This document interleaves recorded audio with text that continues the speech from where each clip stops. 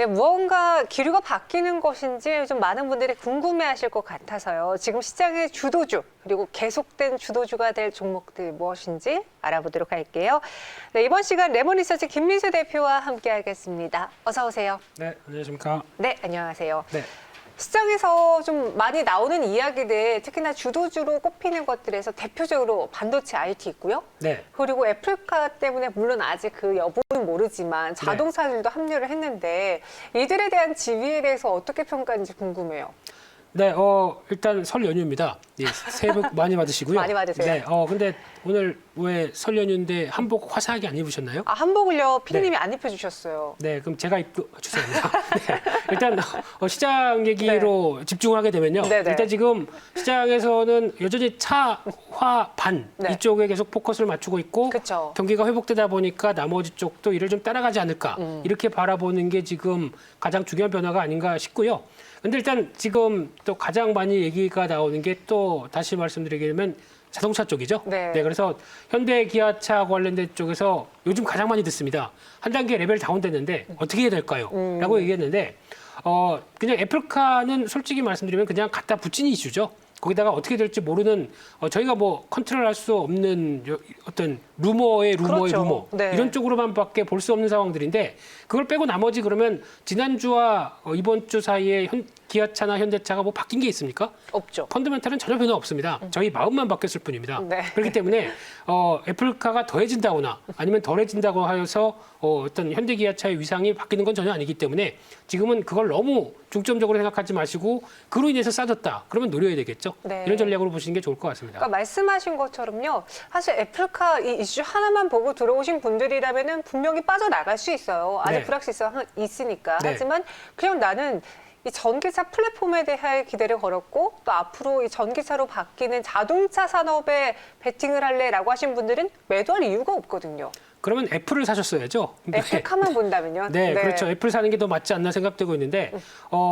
현대 기아차를 보셨다고 하게 되면 앞으로에 대한 특히 이번부터 아이오닉 5 또 어제 2월 달에 나오고요. 네. 그렇죠. 어제 또 기아차에서도 앞으로 이제 또 나올 라인업들 쭉 얘기를 했었죠. 네. 게다가 또 오늘 보다 보니까 현대차에서 영상 중에 하나 타이거라고 혹시 아십니까? 타이거요? 네. 아니요. 네. 타이거라고 하는 네. 이 모빌리티 쪽인데요. 네. 가다가 장애물을 만들면 이제 변신 로봇처럼 변합니다. 자동차가 바퀴가 나와서 걸어가고 네. 다시 들어가서 또 굴러가고 쟤 지금 뭐 하는 거죠? 네. 이런 어떤 모빌리티 영상까지 지금 나오고 있는 상황이라고 하게 되면 네. 이런 여러 가지 변화가 지금 시장에서 현대차가 어떤 로보틱스와 또 연결되는 여러 가지 부분들도 보여주고 있다라는 쪽에서 상당히 저는 개인적으로 기대감도 높다고 생각됩니다. 그럼 이야기를 쭉 들어봤을 때 네. 김민수 대표님이라면 개인적으로 이번 이슈로 인해서 전장 부품이라던가 현대차, 기아차 그룹주들이 빠졌을 때 오히려 매수 기회로 보셨겠어요. 당연하고요. 네. 네, 그냥 감사합니다. 이런 또 기회가 더 왔구나라고 생각. 땡큐하고 사셨어요? 예, 비중 늘려가고 있고요. 네. 그런 쪽으로 봤을 때 지금 또 하나 중요한 부분들은 또 고점권 쪽에 이제 박스권 하단부 쪽이다라고 했을 때 물론 이탈할 수도 있겠죠. 이탈하면은 추가적으로 대응할 여력은 남겨놔야 될 것 같고요. 그럼에도 불구하고 지금 이 상태에서 또 다른 변화가 나온다라고 하게 되면 제가 보기엔 또 지금 EGMP를 통해서 나오는 여러 가지 또 전장 부품들이 또 뜨고 있죠. 근데 지금 내연기관보다 적어도 1.5배, 많게는 4배까지 비싼 부품으로 단가가 적용돼서 들어갈 텐데 네. 그에 따른 기대감은 더 커질 수밖에 없다고 한다면 이도 잘 지켜봐야 될 걸로 보여지고 있고요.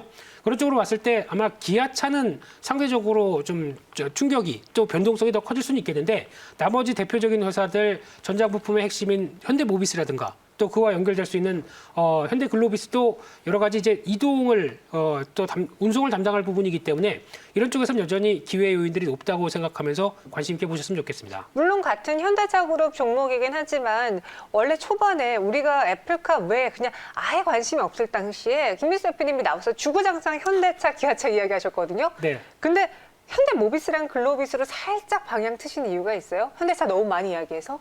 네. 그러다 보니까 이야기는 아니네요. 네. 그리고 이제 어떤 전장 부품이라는 쪽에 대해서 핵심을 가지는 부품 쪽과 네. 또 이제 글로비스 같은 경우는 운송이나 또 현대 같은 경우에 지배구조 개편이 나왔을 때 또 하나의 어떤 변화를 가져갈 수 있는 회사다라고 하게 되면 이 두 가지 쪽도 눈여겨볼 필요가 있다는 쪽으로 이러다가 다 얘기하겠네요. 현대차 그룹 다 얘기하겠네요. 네. 그럼 여기까지 딱 들어봤을 때 자동차주에 대해서는 뭐 다른 이런저런 이야기가 있다 하더라도 주도주 있는 건 맞다. 우리가 하락 시에는 매수해보자, 버티자라고 이야기 주셨고요. 그럼 요즘 주도주로 떠오르려고 하는 화학주들에 대해서는 어떻게 생각하시는지, 실제로 지금 미국에서 뉴욕 증시가 오르는 건 경기 부양책에 대한 기대고 네. 실제 경기 부양이 이루어지고 백신도 다 맞게 된다면은 화학 제품 수요는 더 늘어날 텐데, 그렇죠. 그럼 이들도 주도주가 될 수 있는 거 아닌가요? 네, 좋습니다. 좋아요. 네, 화학주도 관심 있게 보셔야 되는데, 네. 여기서 이제 뭐 제가 원유를 추출해서 나프타부터 이렇게 쭉 뭐 폴리프로필렌 이게 다 얘기를 하려면은 아유, 안 시간이 되겠죠? 안 돼요. 네. 시간도 그렇고 채널 돌리실 것 같아서 네. 재미없어서 돌리실 것 같아서 중요한 얘기는 일단 지금 P와 Q가 모두 증가한다고 보시면 될 것 같습니다. 즉 화학 제품 가격들이 일단 여러 가지 공급에 따른 공장이 가동이 좀 덜 되고 코로나19 때문에 여파죠. 그래서 공장 가동률이 떨어지면서 이제 막 회복하려고 하는 추세인데 수요는 먼저 회복하기 시작합니다. 그러다 보니까 이 가격들이 강하게 반응하는 현상들이 나오기 시작하죠. 이런 쪽으로 봤을 때 P가 계속 유지가 되고 있는데 여기서 Q까지 살아난다. 네. 그럼 P 곱하기 Q는 이제 매출액과 관련된 쪽으로 나오기 시작하는 부분들이 상당히 좋아질 수밖에 없죠. 대표적으로 금호석유화학이라든가 나오는 효성그룹들의 소재 업체들 상당히 다 이런 부분들이 반영이 되고 있죠. 그런 쪽이기 때문에 이런 흐름들은 거의 올해는 적어도 유지될 것이다라고 하게 되면 계속 관심 있게 봐야 될 섹터라고 생각됩니다.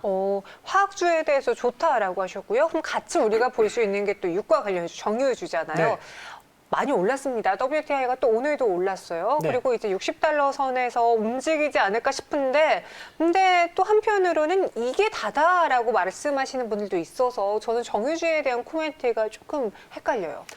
궁금하시겠죠? 네. 특히 유가가 다라고 생각하십니까, 이코님은? 경제 전문 앵커로서. 어디서 다예요? 지금 60달러대가 WTI 기준으로. 이게 다 네. 온 것 같는지. 네, 네. 아니요, 저는 더 올라갈 수는 있을 것 같아요. 그럼 정유주 사야죠. 하지만 많이 안 오를 것 같아요. 그렇게 생각하시게 되면 큰 오산입니다. 왜요? 경기도 오산이 아니라 진짜 오산입니다. 진짜 오산이에요? 왜냐면은 지금 이제 가장 중요한 게 정제 마진을 더 보셔야 되겠죠. 정유주 같은 그쵸. 경우는. 근데 정제 마진이 이제 바닥권에서 막 튀어나오고 있는 상황들입니다. 이게 만약에 본격적으로 적어도 한 4달러, 5달러대까지 확인되기 시작하는 시점이 나온다. 그러면 정유주의 마진은 또 폭발적으로 커집니다. 그런데 그런 시점이 다가올 가능성이 더 높아지는 부분이라고 생각되고 있고요.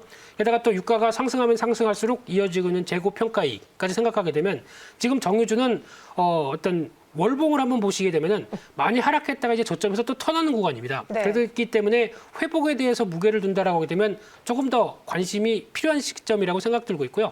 이따가 탑픽은 말씀드리겠지만 네. 이런 어떤 정유주에 대한 구조적인 변화가 나올 때는 일단 초기에는 대응하는 게 맞습니다. 그런 쪽으로 보는 게 좋다고 생각됩니다. 유가 상승은 더 일어날 것이다라고 말씀해 주시면서 정유주에 대해서도 긍정적으로 이야기했는데, 사실 이게 저희가 흑백 논리로 주가의 흐름을 따지는 건 아니지만 유가가 오르면 또 반대적으로 피해를 볼 수 있는 게 운송주들이잖아요. 뭐 네. 대표적으로 항공주들도 있었고요. 네. 근데 또 항공주들이 유가로 피해를 본다 하더라도 다시 여객 수요가 늘어나면은 이에 대해서는 또 피해가 아닐 수도 있고, 어떻게 보세요? 네, 여기서 또 다시 회계학적으로 얘기를 하게 되면 네. P 곱하기 Q 마이너스 C죠. 네. C는 코스트입니다. 네. 그러니까 비용이 또 늘어나게 되면 영향을 받겠는데 그중에서 Q라고 하는 또 이제 여객 수요 관련된 쪽이 폭발적으로 늘어난다. 그러면 코스트를 또 커버하고도 남죠. 상쇄한다. 네, 그러다 보니까 이 어떤 수학 잘하시죠? 네, 네, 네. 산수입니다, 이거는. 네, 네. 네, 이런 쪽에서 봤었을 때는 아직 그렇게 우려할 만한 수준의 지금 유가 동향은 아니지 않을까라는 쪽도 생각이 살짝 들어가고 있습니다. 네, 참 연결해서 하다 보면은 주식 시장은 다 서로 맞물리는 것 그렇죠. 같아요. 네. 그리고 여기에다가 수출 호조세로 인해서 선박주도 한번 살펴보겠습니다. 저희가 앞서서는 이제 HMM을 대표적으로 짚어봤는데, 수주량이 늘어나고 물동량이 늘어난다면 당연히 선박주들의 경우에도 기분 좋은 주가 흐름이 이어질 수 있잖아요.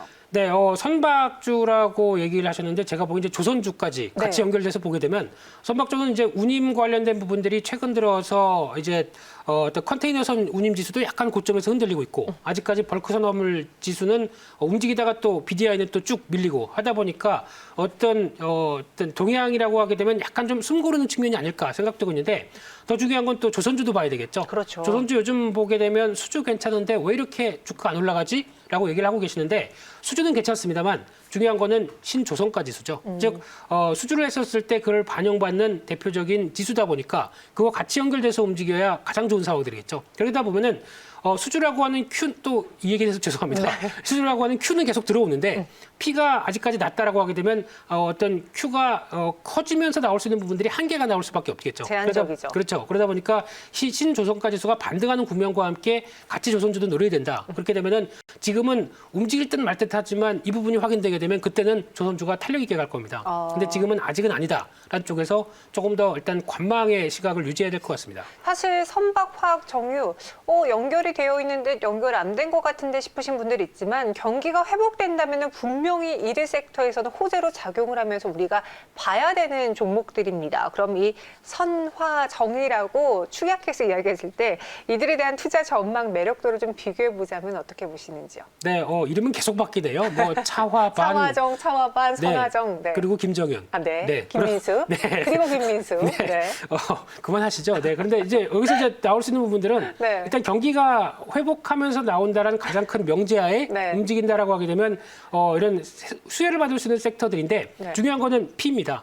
이 부분이 가장 또 수요는 회복되는데 P가 못 따른다라고 하게 되면은 네. 그에 따른 부담감은 실적에 고스란히 나올 수밖에 없기 때문에 이를 확인하는 구조가 필요하다고 하게 되면 여전히 뭐 화학 쪽 그리고 또 정유 쪽 그리고 자동차는 또 당연히 들어가야 될 것 같고요. 이렇게 세 개는 일단 관심 있게 보셔야 될 것 같습니다. 자동차, 화학, 정유 이야기해 주셨습니다. 처음으로 김민수 대표님이 저한테 그만하세요라고 했어요. 항상 이거 제가 하는 말인데 그렇죠. 그럼 선박, 화학, 정유 각각의 탑픽을 골라보도록 할게요. 끝은 항상 종목으로 정리해 드립니다. 어떤 종목이 있을까요?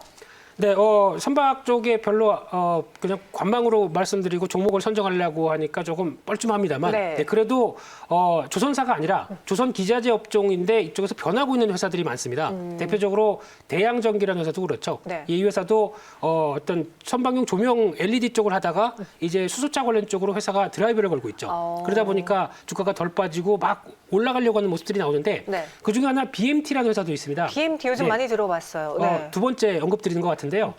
이 회사 같은 경우 산업용 정밀 피팅과 밸브 관련된 회사인데 이 회사가 강점이 있는 게 일단 재무 구조가 상당히 좋고요. 거기서 이제 나오는 부분들이 실적도 떨어지지 않는데 왜 그런가 봤더니 반도체 쪽이나 플랜트 쪽으로 들어가는 부분들이 상당히 실적을 받쳐준다라고 하게 되면 이런 변화를 봤을 때는 한 단계 레벨업은 충분히 또 시도가 가능하다라고 봐야 될 것 같고요.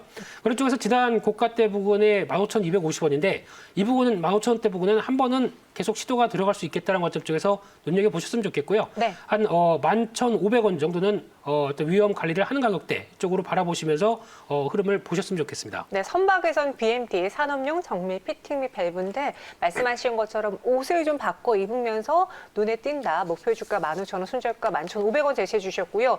유니드도 저희가 방송에서 이야기를 해드렸어요. 화학 안에서 꼽으셨네요. 네, 제가 했었나요? 아니요, 최현동 매니저님이 하셨어요. 아, 그런가요? 네, 그럼 안 하겠습니다. 아니요, 안 되죠. 네, 해주세요. 네, 좋은 회사는 계속 확인돼야 되겠죠. 네. 이 회사 같은 경우 가성 칼륨, 그러니까 즉 칼륨 계열 같은 경우는 어떤 경기 민감도에 그렇게 민감하지 않습니다. 어떤 식품의 첨가제라든가 여러 가지 또 들어가는 쪽이 상대적으로 꾸준한 편이기 때문에 이쪽에 대해서 수요는 꾸준한데 가격이 오르기 시작하죠. 그러면 지금 주가는 이게 말이 안 된다고 생각됩니다. 네. 그런 쪽에서 또 하고 있는 것 쪽에 목재 합판 관련된 MDF 쪽도 있죠. 이런 쪽도 어느 정도 건축, 건자재 쪽까지 연결되기 시작한다라고 하게 되면 당연히 실적이 좋아지겠죠. 그래서 아마 지금 올해 실적은 작년도 떨어지지 않았는데 작년보다 훨씬 더 지금 예상 순이익을 보니까 2배 가까이 늘어나는 걸로 예상되어 있습니다. 근데 그게 현실화될지는 올해 한 1분기 정도 실적 바라봐야 될 걸로 보여지고 있는데 그런 관점이 나오게 되면 일단 지금 가격대는 6만 원대만 항상 고점으로 보여줬었는데 그걸 돌파한다라고 하게 되면 한 목표가 한 7만 원대까지는 가져가도 될 것 같고요. 네. 한 5만 1천 원대 손절 라인으로 대응하셨으면 좋겠습니다. 마지막으로 SK 이노베이션 해주셨는데 네. 소송이 LG와의 소송이 네. 이제 하루 남았어요. 그렇습니다. 그래도 제가 바라보는 부분은 이거를 뭐 어느 한쪽이 뭐 크게 위축된다라고 보기보다는 지금 이어지고 있는 상황 쪽에서의 변화는 큰 변화 없을 것 같고요. 오히려 불확실성 해소로 접근하지 않을까라는 관점이고 만약에 밀린다고 하더라도 안 좋은 쪽으로 나온다고 하더라도 한번 장중에 흔들렸다가 다시 회복하는 정도가 아닐까 싶은데 그런 부분 때문에 아무래도 SK이노베이션이 배터리 3사 대비해서 가장 저평가입니다. 주가의 상승 탄력도 그렇게 크게 나오지 못했다고 하게 되면 앞으로의 흐름까지 감안한다라고 하게 되면 더 많이 오르지 않을까라는 관점 쪽에서 정유와 2차 전지 쪽을 같이 연결하는 그런 구조로 바라보고 있고요. 그런 쪽으로 봤을 때는 한 35만 원 정도를 1차 목표가로 말씀드리고 싶고 손절가는 한 25만 원대로 대응하시는 전략에 포커스를 맞추겠습니다. 네, SK이노베이션까지 들어봤습니다. 각 섹터 안에서 눈에 띄는 종목 전해드렸고요. 지금 김민수 대표님이 보는 시장 안에서의 주도 산업으로 자동차 그리고 정유화까지 전해주셨어요. 그리고 이와 함께 명절 지나면 주가가 떨어지려나요? 오르려나요? 시장에 대해서 또 궁금증 올려주셨는데 김민수 대표님 가시기 전에 네. 이에 대한 코멘트 해주세요. 제가 그걸 알면 여기 있으면 안 되고요. 네. 저기 외국인들과 같이 협업하면서 네. 왜 어떤 뭐 헤지펀드를 운영하지 않을까. 근데 그 정도는 아닙니다.